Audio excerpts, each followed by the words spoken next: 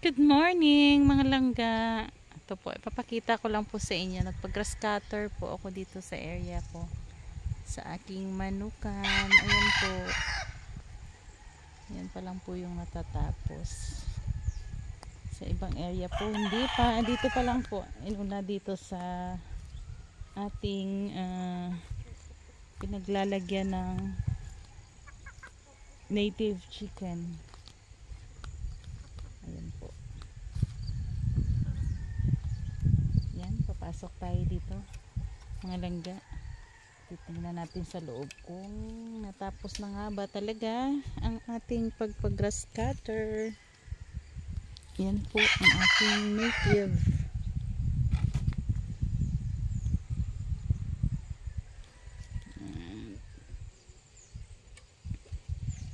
Yan po mga langga.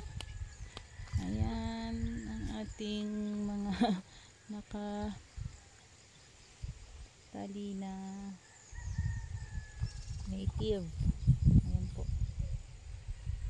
Yan, natapos na. Ngayong umaga lang po ito. Papasyal po tayo doon. Dito sa likuran banda. Ayan po, nakatago ang ating, ayan, nata tayo dyan.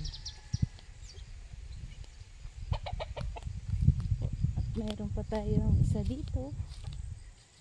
Kunti pa lang po ang ito ang aking native chicken. Yan po siya. Yan po. Medyo mainit na. 10 o'clock na. More than past or 11 na. Meron po tayo dito nangingitlog. Mayroon po tayo dito inahin na nangingitlog. Meron siyang 16 eggs po dito. Ayan, hindi po natin mai-istorbo at magagalit na naman ito. Ayan. Ito sa kabila po, wala pa po siguro ano yan, laman.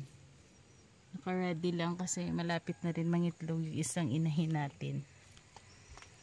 Ayan po. Andun sila sa dulo. Ating mga inahin.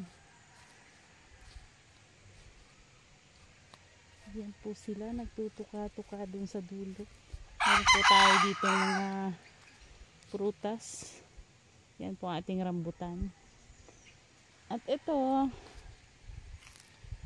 meron tayo dito saging.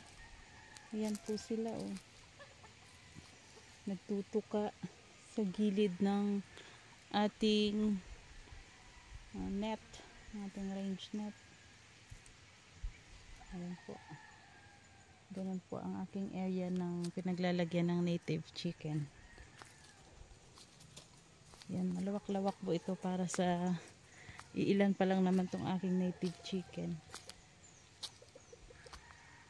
Ito po, nilagyan na ng aking brother.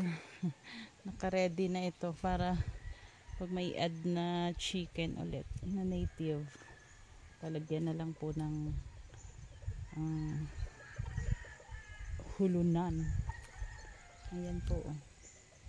Ayan sila. Maliit lang yung paitlugan ng aking native chicken. Kulang pa ng yero. Ayan. So itong area na to, tapos na ang grass cutter. Doon po sa kabila, ano po yan doon, mga derasa naman. Siguro tomorrow naman ang ating taga-grass cutter at medyo pagod na siya. Thank you for watching, guys. Please subscribe my channel. Thank you.